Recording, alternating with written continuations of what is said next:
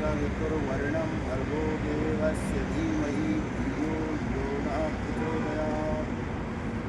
आज मेरे साथ आर्य प्रतिनिधि सभा के मंत्री जीवर्धन जी शास्त्री अजमेर आए हुए हैं। और अजमेर में जैसे ही हम प्रवेश करते हैं हमें यहाँ महर्षि दयानंद का आप चित्र देख रहे हैं। इसके निर्माता हमारे MDH के गुलाटी जी साहब, उन्होंने ये बनाया है और इसका नाम रखा है सत्य स्थल, क्योंकि महर्षि दयानंद ने अपने आर्य समाज के 10 नियमों में पहले 5 जो नियम हैं उनमें सत्य की बड़ी बड़ी व्याख्या की है। और देखने में आता है कि जिस सत्य की खोज के लिए महर्षि दयानंद समाधिस्थ होकर और संसार के लोगों को ये उपदेश देना चाह रहे हैं कि सत्य ही संसार में सुख आनंद की प्राप्ति का हमारा उद्देश्य होना चाहिए।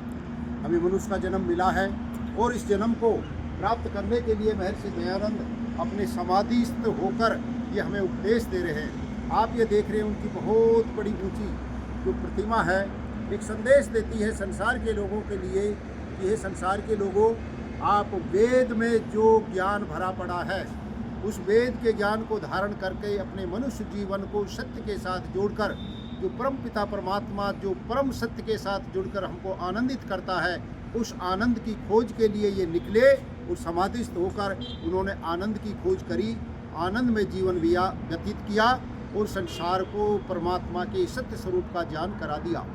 हमें वेदों में जो सत्य है उसका भी ज्ञान करा दिया। हमें अपने जीवन में किस प्रकार से सत्य को ग्रहण करके और इस संसार रूपी भव सागर को कैसे पार करना है, और उसका उन्होंने उपाय बताया। आगे चलकर हम जब देखते हैं तो आइए, उन्होंने जिस विधि का हमको संकेत मात्र में बता दिया कि किसी सत्य को अगर प्राप्त करना है तो उसका आधार है ब्रह्मचर्य। और ये आप देखते हैं किसी अंग्रेज ने कहा कि महाराज जी आप ब्रह्मचर्य के बारे में बहुत बोलते हो, लेकिन ब्रह्मचर्य है क्या, उसका प्रत्यक्षीकरण कर दिया उस अंग्रेज अफसर की इस बग्गी को पकड़कर। घोड़े खड़े हो जाए लेकिन आगे नहीं बढ़ रहा है।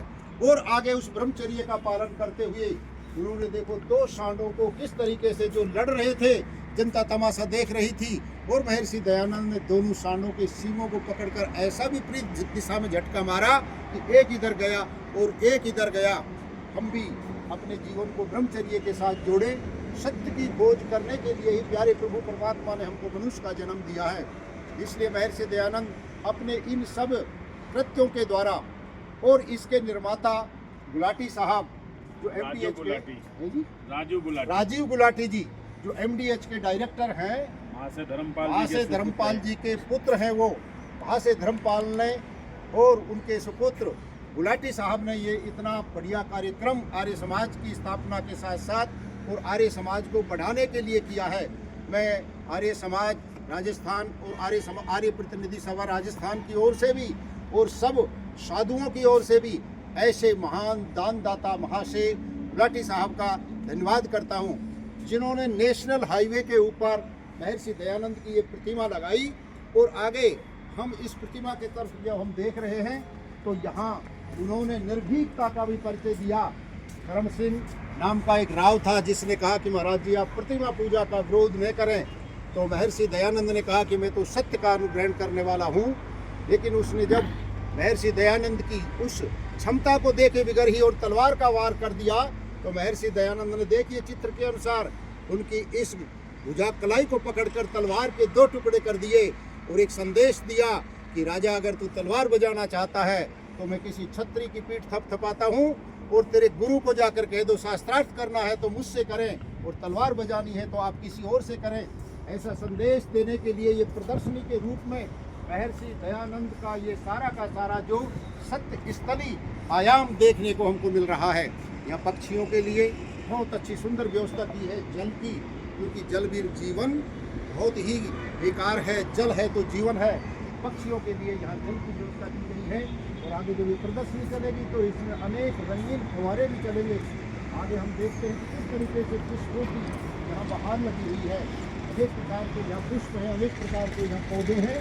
इसलिए मैं सब आर्य समाज की ओर से गुलाटी साहब का और सब उनके परिवार को कोटि कोटि नमन करते हुए और सबको धन्यवाद देता हूँ कि वो इसी तरीके से अपने पवित्र कमाई को उत्तम दान में उत्तम स्थान पर लगाकर संसार के उपकार के लिए जो महर्षि दयानंद ने 17 बार जहर पिया, उस कार्य को हम आप सब लोग मिलकर जो उनके अधूरे कार्य रह गए हैं उनको पूरा करें।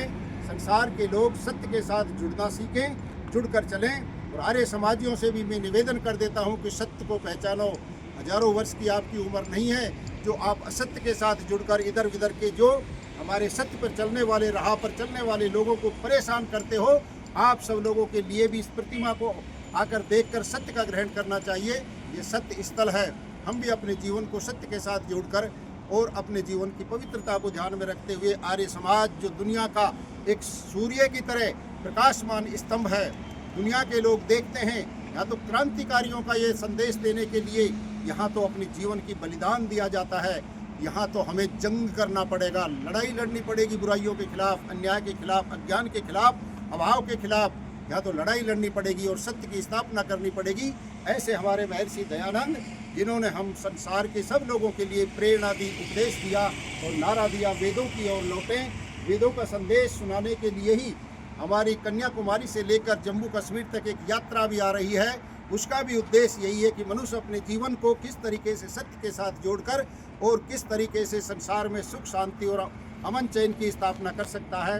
उस यात्रा का भी यही उद्देश्य है। सनातन राष्ट्र वेद एवं यज्ञ यात्रा जागृति का है। जगाएं, किसके माध्यम से जगाएं? वेद के माध्यम से जगाएं, ज्ञान के माध्यम से जगाएं और अपने जीवन को वैदिक जो हमारी यज्ञशालाएं हैं उनमें वेद के मंत्रों से यज्ञ हो, परोपकार के काम हो, भलाई के काम हो।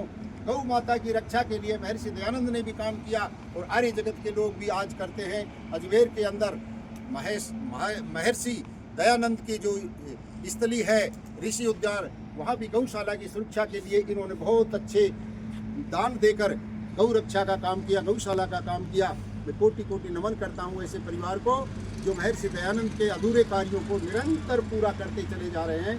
और मैं विनायक कोठी के आसपास भी जो है जमीन लेकर के और उसको बहुत बृहद स्तर पे बना रहे हैं। विनायक कोठी के आसपास भी जमीन लेकर इस तरह के और भवन बनाकर और हम उनका कोटि कोटि नमन करते हैं जो इतना पुण्य का काम कर रहे हैं।